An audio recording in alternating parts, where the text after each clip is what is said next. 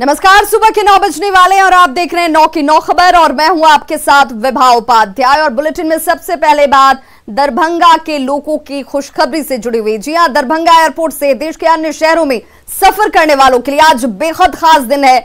दरभंगा से यात्री अब अहमदाबाद के लिए सीधी उड़ान भर पाएंगे। दरभंगा एयरपोर्ट के यात्रियों के लिए खुशखबरी का दिन।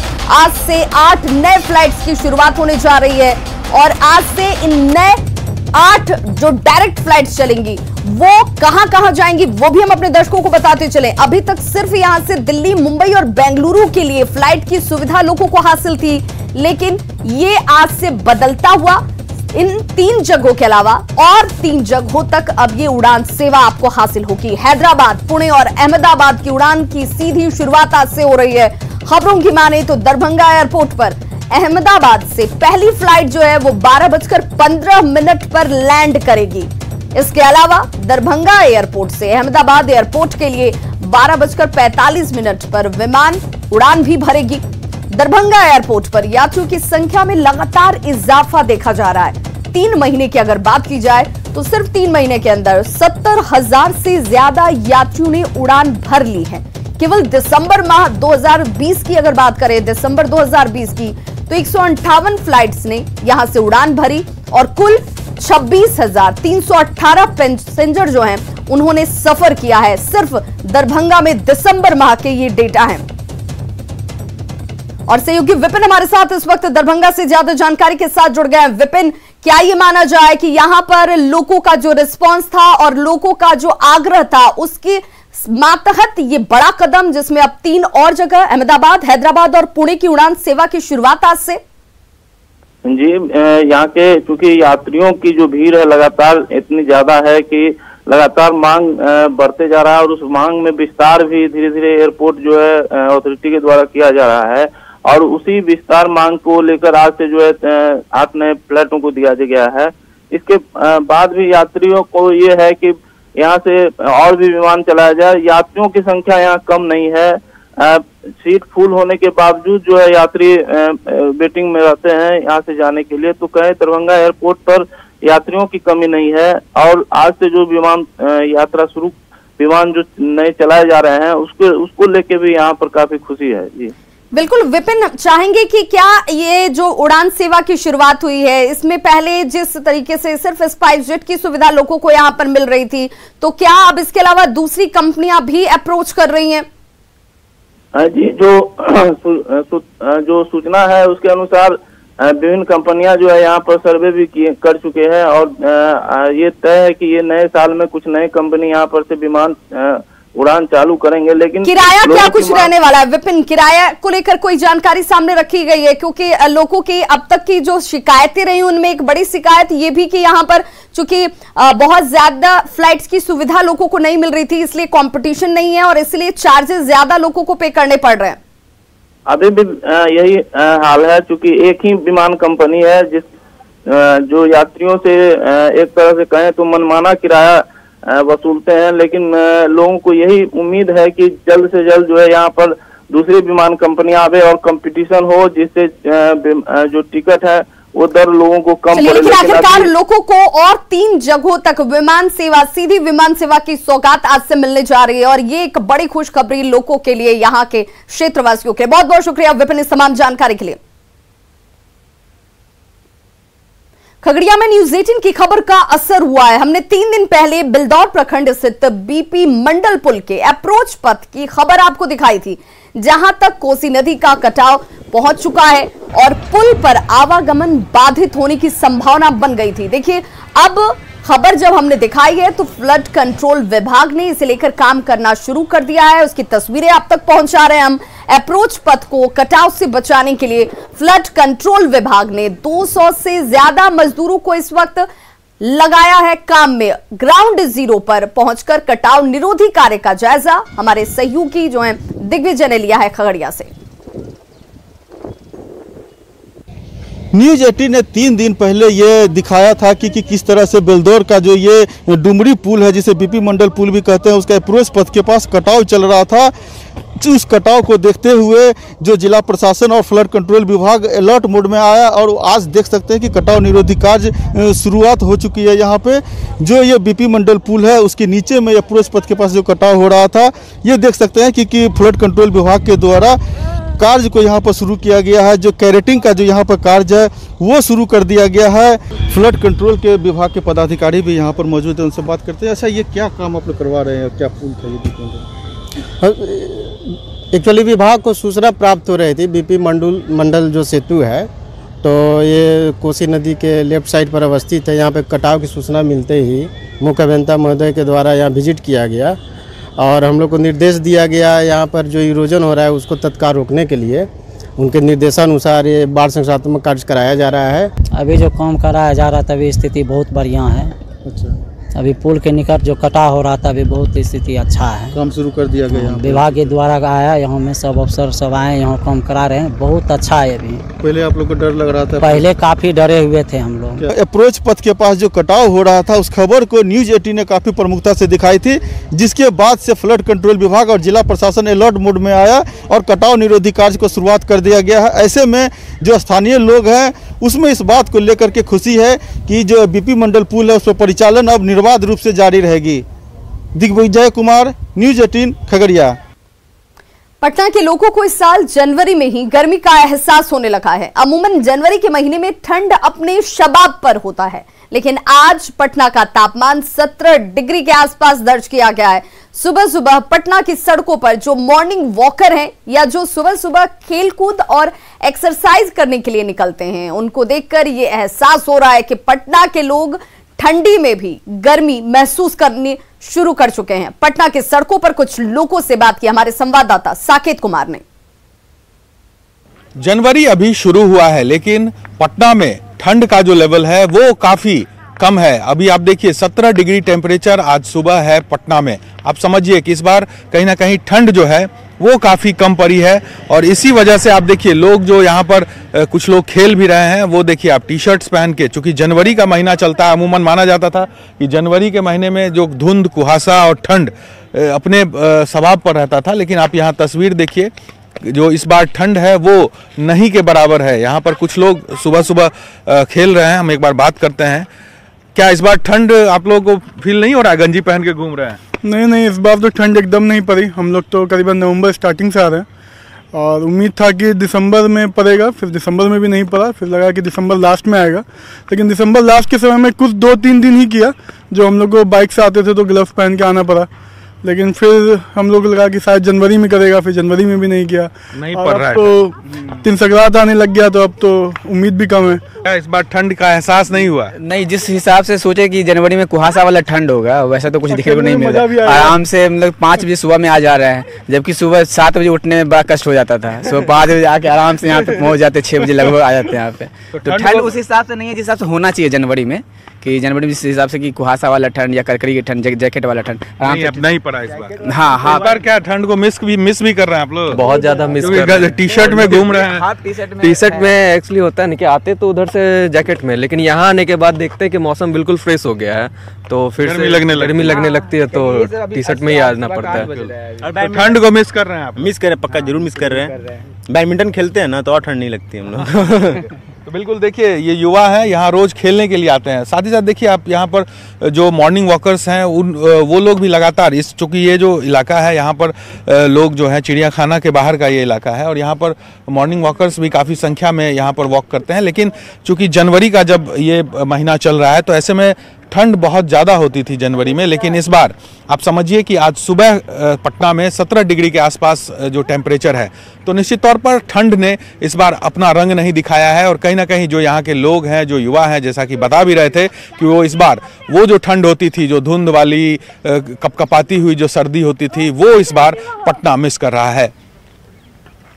कैमरा पर्सन अजय दुबे के साथ साकेत कुमार, न्यूज़ 18 पटना। 16 जनवरी से कोरोना का टीका लोगों को लगने लगेगा। प्रधानमंत्री नरेंद्र मोदी आज वैक्सीन के रोल आउट पर चर्चा करने के लिए सभी राज्यों और केंद्र शासित प्रदेशों के मुख्यमंत्रियों के साथ बैठक करने वाले हैं। वायरस की मौजूदा स्थिति और उसके टीकाकरण के बारे में चर्चा की जाएगी। शाम 4 बजे का वक्त है जब वर्चुअली प्रधानमंत्री नरेंद्र मोदी सभी मुख्यमंत्रियों से जुड़ने वाले हैं।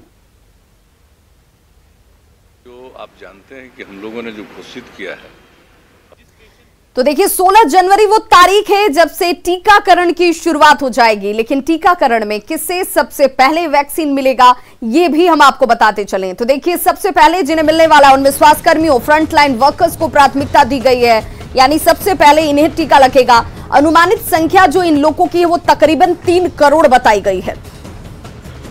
50 साल से ऊपर की आयु वर्ग वाले गंभीर बीमारियों से ग्रसित लोगों को दूसरे चरण में टीका लगेगा। अब 50 साल से ऊपर अनुमानित लोगों की जो संख्या है वो तकरीबन 27 करोड़ के आसपास है। तो ये वो लेयर्स हैं। देखिए चरणबद्ध तरीके से वैक्सीनेशन की प्रक्रिया को पूरा किया जाना है। तो उनमें पहले फ्रंटलाइन वॉरियर्स हैं जिनकी संख्या 3 करोड़ के आसपास है, और उसके बाद 50 साल से ऊपर के आयु वर्ग के गंभीर बीमारियों से ग्रसित लोगों को दूसरे चरण में दी जाएगी। तो वैक्सीन के लिए कैसे रजिस्टर करना है ये जानकारी बेहद अहम हो जाती है। तो कोविन ऐप से आपको रजिस्ट्रेशन कराना होगा। ये वो ऐप है जिसके जरिए आप रजिस्ट्रेशन करा पाएंगे। फिलहाल ऐप को सार्वजनिक नहीं किया गया है, अभी इसकी शुरुआत नहीं हुई है, इसलिए आप इस तरह का कुछ भी ना करें। हेल्थ वर्कर्स ही अभी इसमें रजिस्टर कर सकते हैं और ये उन तक ही अवेलेबल होंगी। गूगल प्ले स्टोर पर या फिर ऐप स्टोर से आप इसे डाउनलोड कर सकते हैं। 12 फोटो आई डिटेल्स जो है डॉक्यूमेंट्स, इनमें से किसी का भी सिलेक्शन आप रजिस्टर करने के लिए कर सकते हैं। रजिस्ट्रेशन के बाद मोबाइल पर आपको मैसेज पहुंचता है। मैसेज में वैक्सीनेशन की टाइम और जगह आपको बताई जाएगी। कोविन ऐप के जरिए ये तमाम रजिस्ट्रेशन की प्रक्रिया जो है वो पूरी होगी। तो वैक्सीनेशन के लिए देश में बड़े पैमाने पर तैयारी की गई और इसके लिए 3 चरणों में ड्राई रन भी किए गए। 3 चरणों में ड्राई रन सफल रहे हैं, संपन्न हो चुके हैं। तारीख कौन सी थी वो बताते चले। 28-29 दिसंबर को 4 राज्यों के 8 जिलों में पहला ड्राई रन हुआ था। वहीं दूसरा ड्राई रन 74 जिलों में 3 जनवरी को संपन्न किया गया, पूरा किया गया, जिसमें 33 राज्यों के 615 जिलों में 8 जनवरी को तीसरे ड्राई रन को संपन्न किया गया। अब तक ये आंकड़ा है, प्रबंधक को प्रशिक्षण दिया जा चुका है। इसमें 3.7 लाख टीकाकरण टीम के सदस्यों को प्रशिक्षित किया गया है जो आपको टीकाकरण करेंगे। और 3 चरणों में सफल ड्राई रन रहने के बाद अब 16 जनवरी की वो तारीख जब से टीकाकरण की शुरुआत हो जाएगी।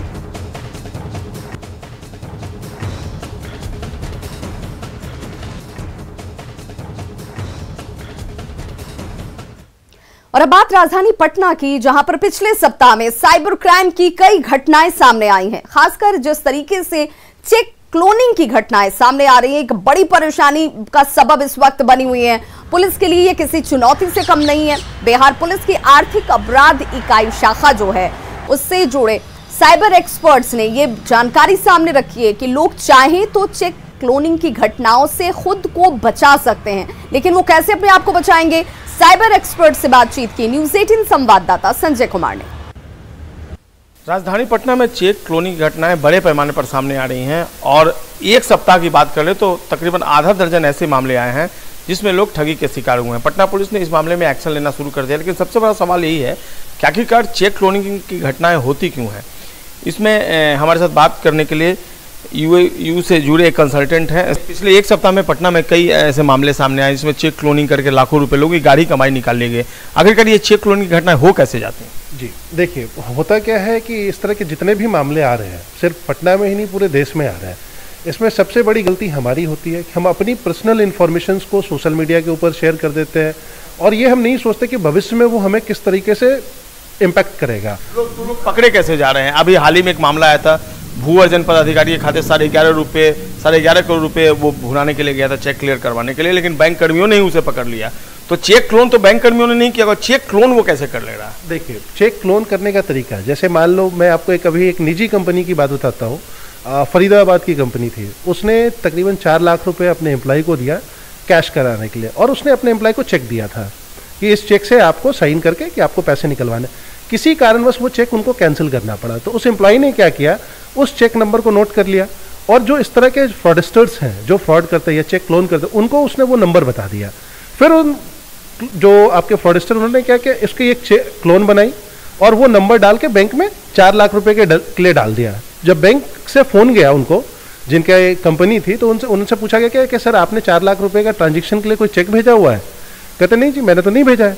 तो अगर बैंक कर्मी अगर सही से काम करते हैं तो इस तरह के मामले नहीं होंगे, क्योंकि उनके पास चेक क्लियर करने से पहले आपको पूछना अनिवार्य है कि ये चेक आपने दिया है या नहीं दिया है। दूसरी चीज, जब चेक किसी निजी आदमी की है, निजी व्यक्ति की है, तो वो बैंक उनसे पूछ सकता है भाई अपना वैलिड प्रूफ दिखाइए कि आपका ये चेक है कि नहीं है, आपको किसने ऑथराइज्ड किया है। इस तरह की चीजें अगर बैंक मांग करती है तो वो आपको उपलब्ध कराना पड़ेगा। ज़्यादातर मामलों में लोग कैंसिल चेक में भी सिग्नेचर कर देते हैं, या फिर किसी मॉल में जाते हैं, कहीं शॉप में जाते हैं, तो वहाँ जो बहुत सारे ऑफर्स रहते हैं उसमें वो उस ऑफर को लेने के चक्कर में अपना सिग्नेचर कर देते हैं। तो इन सब चीज़ों से ही बचना चाहिए। जी बिल्कुल, देखिए आप किसी भी तरीके से अपनी निजी जानकारी, जैसे आपका मोबाइल नंबर हो गया, आपका सिग्नेचर हो गया, इन चीज़ों को आप कहीं भी शेयर ना करें। किसी भी ऐसी जगह पे जहाँ पे ट्रस्ट ना हो आपको, आप नहीं दें। इससे क्या होगा, कहीं ना कहीं आपका जो इन्फॉर्मेशन है वो पब्लिकली अवेलेबल हो जाएगा और जो भी गलत करने वाले लोग हैं वो उसका फायदा उठा सकते हैं। बिल्कुल, आपने सुना आर्थिक अपराध इकाई से जुड़े ये विशेषज्ञ थे। उन्होंने जिस तरह की जानकारियां दी, अगर वाकई में आप अपनी गाढ़ी कमाई को बचाना चाहते हैं, चेक क्लोन की घटना आपके साथ नहीं हो, तो निश्चित तौर पर इनकी जो नसीहत है, इनके जो सुझाव हैं, उस पर अगर आप अमल करें तो निश्चित तौर पर आप चेक क्लोन जैसी घटनाओं से बच पाएंगे। कैमरा पर्सन मनोज के साथ संजय कुमार, न्यूज़ 18 पटना। के बाद एक बार फिर से आप सभी का बहुत स्वागत। और इस वक्त बड़ी खबर सुपौल से आ रही है, जहां पर भीषण डकैती की घटना को अंजाम दिया गया। एक बड़ी खबर सुपौल से, जहां पर व्यवसायी के घर भीषण डकैती की गई है। देव नारायण चौधरी, जिनके घर पर डकैती की घटना को अंजाम दिया गया, गुरचुर चौक के पास का ये मामला बताया जा रहा है। तस्वीरें आपके टीवी स्क्रीन पर हैं, जहां पर घर में घुसकर डकैती की गई। घुरपुर चौक के पास ये घटना को अंजाम अपराधियों की तरफ से दिया गया। संख्या अपराधियों की 6 बताई जा रही है, जिन्होंने घर में धावा बोला और उसके बाद डकैती की घटना को अंजाम देकर फरार हो गए।